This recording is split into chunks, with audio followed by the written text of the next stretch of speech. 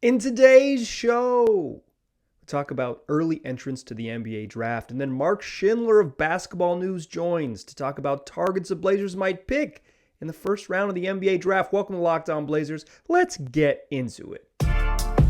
You are Locked On Trailblazers, your daily Portland Trailblazers podcast. Part of the Locked On Podcast Network, your team every day.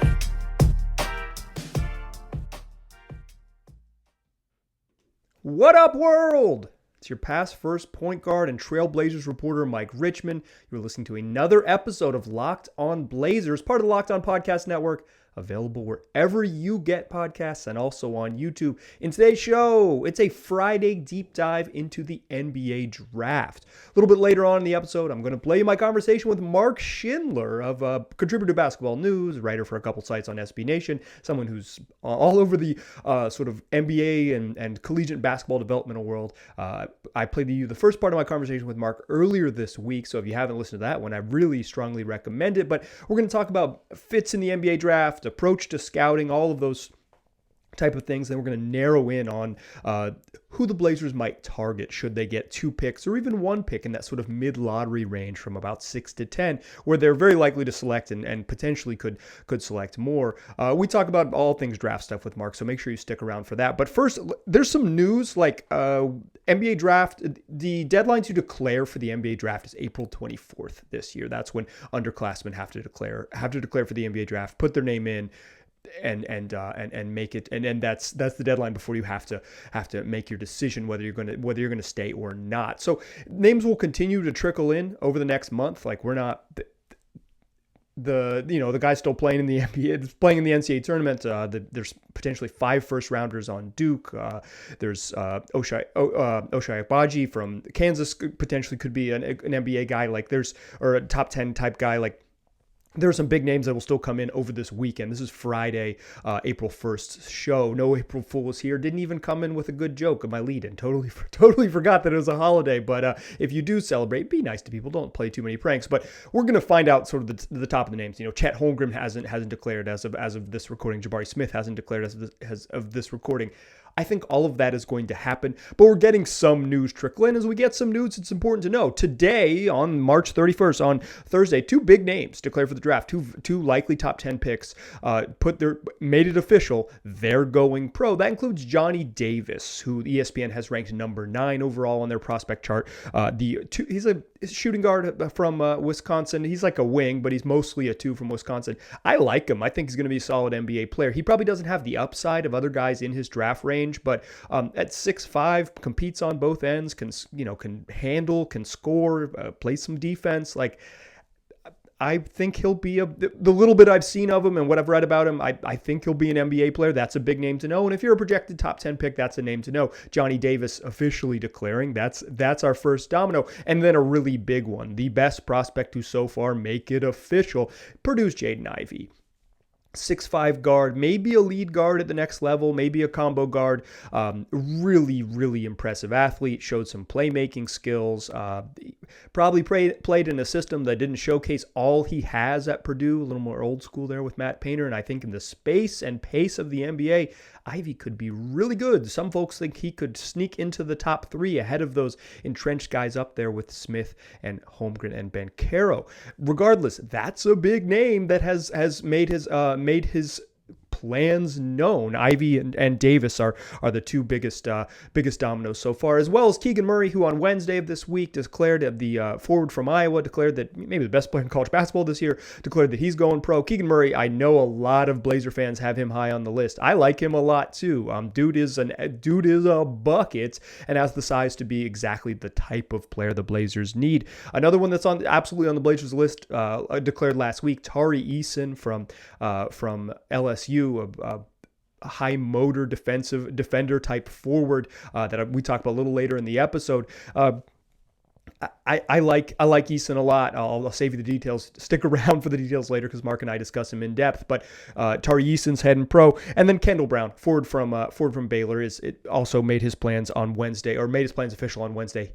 He's going pro. So those are like the names at the top of the draft to know. I recognize the Blazers have second round picks, and we'll get there when we get there. I'm not I'm not a big enough draft guru to dive that deep. Right now, I'm kind of staying in where the Blazers' range are, and as we get sort of closer to know where the Blazers are going to pick and all that, we'll dial in on all of those things. But that's the news you need to know. You can keep a sort of tabs on this. It is big. It is.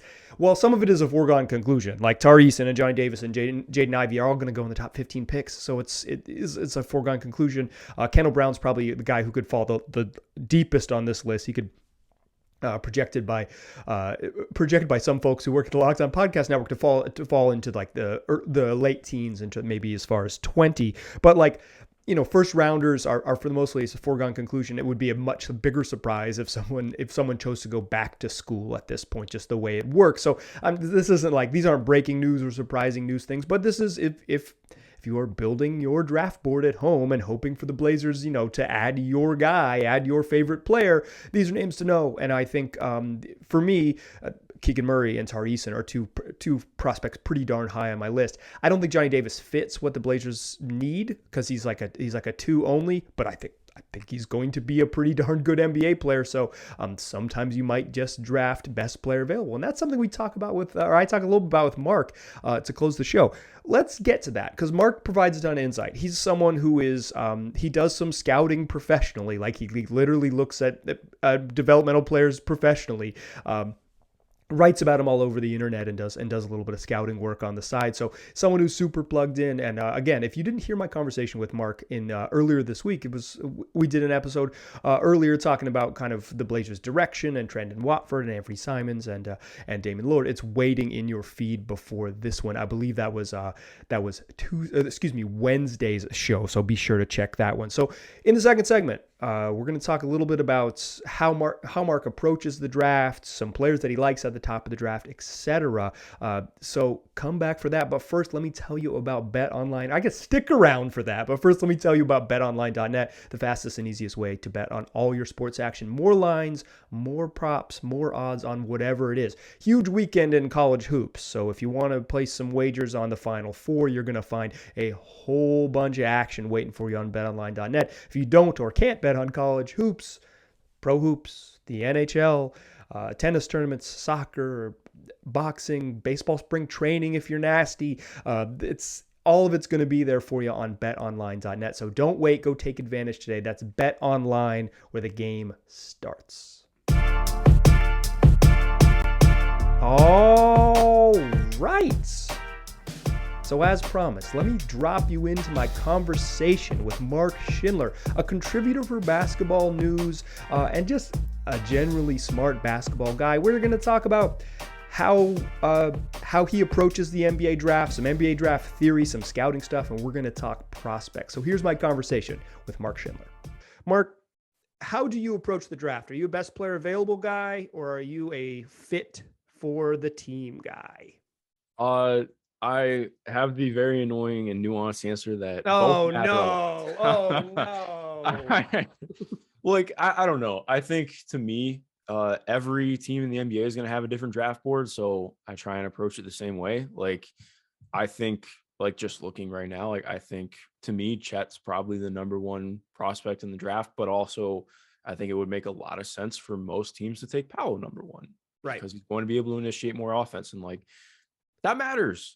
How you're able to develop somebody matters. And maybe I'm biased just because I cover the Pacers too, and they took Goga Bitadze in a borderline lottery pick when they already had two centers who are getting paid $40 combined $1 million. But, alas, when you trap somebody in a developmental context and don't actually have real pathways open for them and real avenues to improve outside of the G League, you're shooting yourself in the foot. And it also works in the opposite. It works in the opposite direction. When you draft a guy, I was thinking about this. I was watching the Nuggets last night, and Aaron Gordon was attacking the rim, and it was like, oh, this is the guy that we thought Aaron Gordon could be in the pros. Mm-hmm. But in Orlando, his context was engine of the team. 1 or 1A. He was going to be the lead guy for a team. He is not that.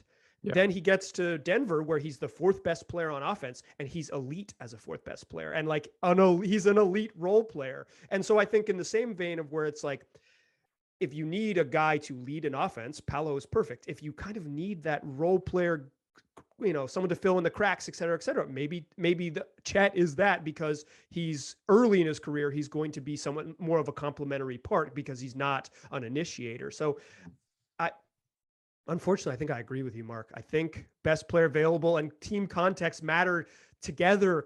These are two concurrent streams that follow one another. Who else do you like at the top of the draft? What are your thoughts on Jabari Smith? I like Jabari Smith a lot. He is tough for me though. Like, I don't think that the game against Miami should be used to bring him down, but I do think it's a very real indicator of where he's at right now. And I think it more just strengthens and showcases where I've been at with him throughout the year. Like, I can't get to him at 1 for the most part, just because the handle is really rough. Like, he's not a great playmaker for how much usage he needs. And while I do think there's a lot of interesting stuff defensively, to me, I think some people view him more as a big. I don't see that at all. He's just a big wing to me, and not in terms of somebody who's like necessarily a ball handler, but his best attributes defensively right now are as a switch defender, getting to play out on the perimeter. He can do some okay stuff, making rotations and whatnot, but like, he's not really somebody who's going to blow up plays at the rim. I know he's had some moments of that, but for the most part, like, you're getting the most out of him by playing him at the 3, or playing him at the 4 in a more aggressive scheme or something. Like, he's really not somebody who I think is going to be a rim protector at a high level, at least not early, unless some magical outlier development happens with his physicality. But the shooting is nuclear. Like, he is pretty much bar none the best shooter in the draft, and one of the best shooters for his size that has just really ever come through. And I do think, like, there are some moments of, like, it's not to be totally unfair to his handle. It's just, in watching him, the best way to say it is his body and hands are not connected. And it shows through when he's trying to dribble. And so, like, when he has some standstill moments, he can do some really good stuff out of triple threat to get into a self-created shot that is like, whoa, like, that stuff's crazy, but he can't combine it to get downhill. So, like, he's getting a lot of mid-post touches. Like, Auburn really tried to do a lot more stuff to get him closer to the basket, but it still relates in a lot of, just more contested jumpers, and he's good at hitting them. But I think, like, he's somebody, if Portland were somehow able to luck into like the 3rd or 4th pick and he's there, that would be amazing. Like, he'd be so nice to pair alongside Dame, or just anybody on a team that I think already has an engine, because I don't think he's going to be that kind of player. Like, a lot would have to change, and that's not me trying to shit on him. Like, he could be the number 1 scorer on a team, but I just can't get there with him being, the guy who is carrying the most usage on your team. Yeah, he seems to be a guy who was 6 weeks ago was the number 1 pick and has dropped down to 3. And it's funny, when you drop in a draft from 1 to 3, it's like, maybe he's bad. It's like, no, hold on. People go way too far with it. Yeah, it's like, hold on. You're talking about, he was the number 1 overall pick, and now he's the number 3 overall pick. That's pretty good. That's one of the first 3 picks in the draft. But it's like, you get to the top of the draft stuff's always so weird. You're just obsessed with what people can't do. So I'm glad you mentioned the shooting. That is his elite skill. And maybe the most valuable skill in the NBA right now is just being able to get a shot off at a high level, convert 3-pointers. Pretty valuable. You're going to be appreciative of having that. So that's up there. The Blazers are likely to have 2 lottery picks. Maybe not. The Pelicans might make the playoffs. Like, as we're recording this on March 29th, this is Wednesday. I would bet my money on them making the playoffs. Yeah, I think they're going to make the playoffs. The only thing that's going to save them is Paul George coming back. That's what saves the Blazers. So, Paul George's kind of a low-key enemy of Blazers fans, but you really might have to root for PG to save the day, because the Pels are going to beat whoever the 10th seed is, I think, almost certainly. If it's the Lakers, you can just count it. Like, that's just a joke of a franchise. I'll say it right here. They need a hard reset, maybe they're the team that needs to move to Inglewood. And then it's like, the Timberwolves or the Clippers, are you really confident that those teams whoever loses game 1 is going to beat the Pels in game 2? I think the Pelicans are making the playoffs, but let's assume the Blazers have two picks. Let's say they have 7 and 9. Who are some names kind of in that range that you like? So who does Mark like for the Blazers? Stick around after the break and you'll find out. But first, let me tell you about Built Bar. It's the best protein bar on the market. My favorite protein bar, without a doubt. My personal favorites, cookies and cream and peanut butter brownie, but you're going to find something you like, whatever your palate might be, whether you're looking for coconut almond or double chocolate salted caramel, whether raspberry floats your boat, or any of the new flavors. They got a whole line of puff flavors that are a little more airy, kind of marshmallowy, and a whole bunch of fun. Whatever you're into, the average Built Bar has 17 grams of protein, 130 calories, just 4 grams of sugar, and 4 net carbs. All tasty, all healthy. Go get your some. Go get yourself some. Go to built.com. Use the promo code LOCKED15. You'll get 15% off your next order. That's promo code LOCKED15 for 15% off at built.com. All right. Let's continue the conversation with Mark Schindler. Where we last left it, I asked Mark, who should the Blazers target with their mid-lottery picks? So, Mark, who should they target? This is where it gets so difficult too, because in talking about BPA and fit, especially when you're drafting between like 7 and 10 here, okay, you're talking about Benedict Mathurin or like Johnny Davis, who I like both those guys a lot. I do not like that is not the ideal pick for this Blazers team, especially if they want to be more competitive sooner rather than later. Because like Mathurin is listed as 6'7", he's not 6'7". I think he's closer to 6'5". Like I like Johnny Davis a lot, but again, he's really more of a full-on 2. He's a 2, yeah. And it's just like you can play 3-guard lineups, but clearly, as we've seen, unless Chauncey Billups is going to change up the scheme, like this is not a group that is built to, like, I mean, if you're bringing in another guard who needs to play like 20-ish minutes a game, like probably like a typical lottery pick, I can't really get there, like, especially when they're already developing so many guards right now. Right.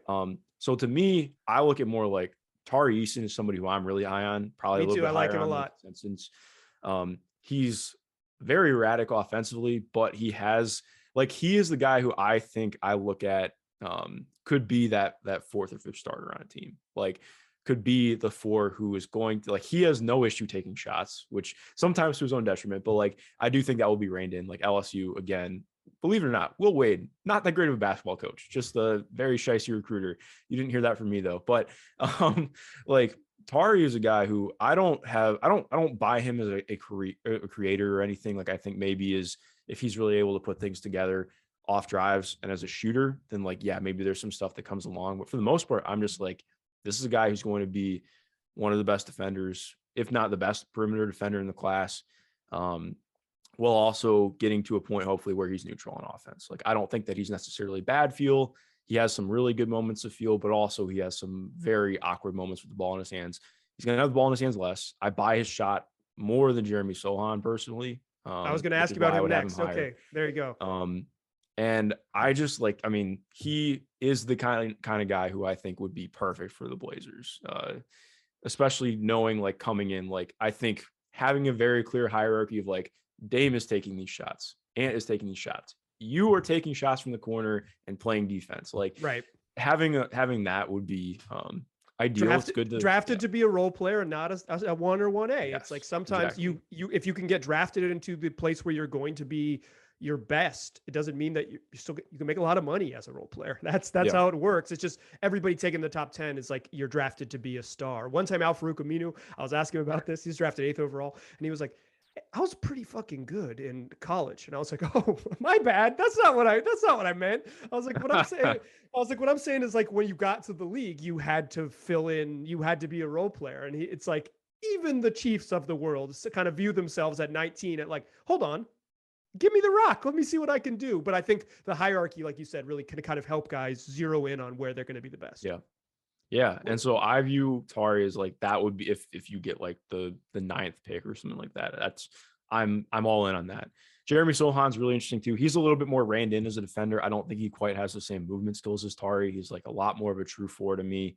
And I can't get there with the shot at the same level as Tari's right now. Like I do think that Jeremy's a guy who's going to shoot in time. I don't know if it's going to be, quite to the same level or same efficacy as Tari, but he does show a lot more as a passer, especially on the interior. Yeah, I was going to say ball handling seems to be like he's got a pretty big step up there. You've watched these guys way more than me, so I'm talking like I've seen all 1 1/2 games of Jeremy Sochan. It still counts, man. But yeah, like I don't know. I think to me, I view Tari as a guy who maybe has a little bit more to rein in. Like he definitely can be very erratic on both ends, but I still think like I would rather try and take a shot on him and see if you can rein in some of that, because he's just like, if you do, like, to me, he's like, he's such a nice player. Like the defense when he's on and when he's in the right spot, like he's so good defensively.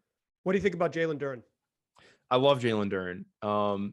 My question would just be, what is happening with Nurkic? Like, well, he's a backup center. He would be drafted him okay. to be a backup. Well, yeah, if you do that, I don't think it's the worst. Like I have Duren like around 6 or 7 right now. Like, okay, I think wow. he's that level of good. I think he has, I mean, he makes some plays defensively that are just like scream out guy who could be DPOY at some point for me if things really hit right. Like you heard it here first, folks. Well, I mean, I think he's the youngest player in the draft, if I remember correctly. He's 18 years, 4 months.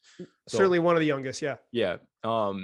And I believe more in the offense than I think other people do, which is what makes the difference. Like I think he's going to be a guy who can make short roll passes.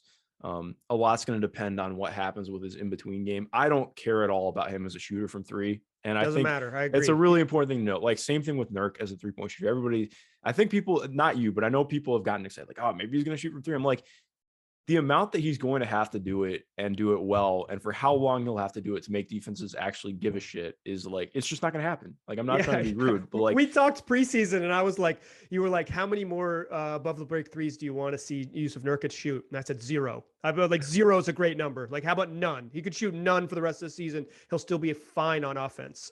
We are obsessed with everyone shooting threes in the modern NBA. You don't have to. That is not how this works. You could be a very good player without it. Exactly. And so I view Duren as somebody who's just going to be really good out of the dunker spots. He has obviously elite verticality. His hands are massive. He's really, really good catch radius. A lot's just going to depend. Okay. Like he's shown some stuff out of the post that I don't love, but I appreciate that he's trying it. And that's stuff that I want to see. It could be really interesting to see him as a backup on a good team and see what that looks like. I just would have some questions because again, like, I mean, that's more like, okay, if you know Jeremy Grant is coming in, I honestly still think they should go out and get somebody like Tari Eason. And because as we've seen with this team, like they need as many of those guys as many forwards, as many like combo-y 3-4s as possible. The path forward to be really good with Damian in the lineup is a bunch of length and athletes.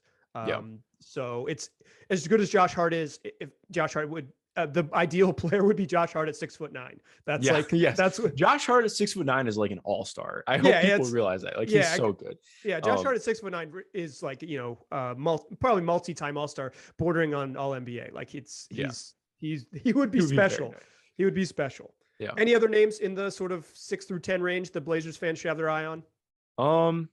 I mean, AJ Griffin, for sure. If he falls that far, yeah. If he falls that far, like AJ Griffin is going to be just a nutty shooter. Like he's already got, I mean, you've seen watching Duke play. UNC I have unfortunately seen him. He's pretty good. He probably is right behind Jabari for the best shooter in the draft. Like his ability to create stuff, like his footwork is insane. Obviously different types of players, but he's kind of in that TJ Warren mold for me. It's just elite scoring wing. The questions right now are definitely going to be in his handle. I don't think he has a great feel for the game either right now, which you see a lot in some of his processing. But like, I also think too, that's the kind of thing where if he's playing as like the 4th starter, or even if he's not starting, like if he's just playing as the 6th man off the bench or something, like if you're factoring that guy into play off of stars, I think he makes even more sense because he's just not a guy who I believe in being a primary moving forward. That's not to be unfair to him. Like anything could happen, but like, even then I want to see a guy in a segmented role first. I think it's easier or better just in general for a prospect for the most part. Like there are, different times, and I've changed up on this, but like, not to go on too much of like a segue, but like when Kevin Porter Jr. was just like, when the Rockets just like, we're going to make you a point guard. I was so confused by that because I'm like, Kevin Porter Jr. has never been a point guard, doesn't do point guard things. And you're going to ask him to run the entire offense while you're trying to develop other prospects. That was a mess for like the first 4 months. Yep. I look at it same way. Like I would rather see this guy, okay, we're going to have you attack off second side and try and learn this read. And once you get that done, we'll add in other stuff and go from there. Because I think you have to, instead of trying to do all the things at the same time, just do one thing, get really good at it, and then keep moving from there and building up your base because you can't do everything. So like, I'm just like, okay, let's turn AJ Griffin into the best off movement scorer that we've had in a while. And which that's asking a lot because CJ is really damn good at that. But like, but the best guy above 6'4" to do this in a while. But yeah, like I think that's a guy who would make a ton of sense for them. Yeah, those certainly Tari Eason, AJ Griffin are on high on my list. I'm going to wait until we find out what the Blazers picks are before I create my official Mike Richmond TMTM wish list. Last time the Blazers had a first round pick, it was Sadiq Bey, and I'm like still patting myself on the back. I'm like, great scout, brother, great scout, nailed it. A wing who can do a lot. So like, how valuable would he be? But instead, got a year and a half of Robert Covington. I guess it was the Isaiah Stewart pick, not the Sadiq Bey pick that they ended up trading to Detroit. But you get it. Mark, thanks so much for joining the program. Thanks again to Mark for joining the show. If you want to follow Mark's work, he is on Twitter at mschindlermba. He also writes for Indie Cornrows. He writes for basketballnews.com. He's writes for Fear the Sword, the Cleveland Cavaliers SB Nation site. He's just someone who's doing work all over, talking into microphones, writing about basketball, and making you smarter about the game. So check out Mark's work. And again, thanks, Mark, for joining the program. As for me, I'll be back next week with 5 more episodes because this is a daily podcast on the Portland Trailblazers. Blazers play a couple games this weekend, 2 against the Spurs. Some really important losses because if the Spurs win, they're getting closer on catching the Pelicans. The Pels are probably locked into 9th, but it can only help to have those teams behind them win. The easiest way for the Blazers to keep that protected pick is if the Pelicans miss the play-in game altogether. So we will have, recaps of those games early next week. The Blazers finishing out their final road trip of the regular season, the final week of the regular season, and we'll continue our look at draft prospects and what's next for the Blazers. We'll talk about traded player exception targets and all that good stuff as we slowly but surely transition into a long and important Blazers offseason. So come back and check us out. Look for us, the whole community, wherever you're looking for podcasts, and also on YouTube. Just search Locked On Blazers. You'll find us there. Appreciate you listening. Talk to you soon.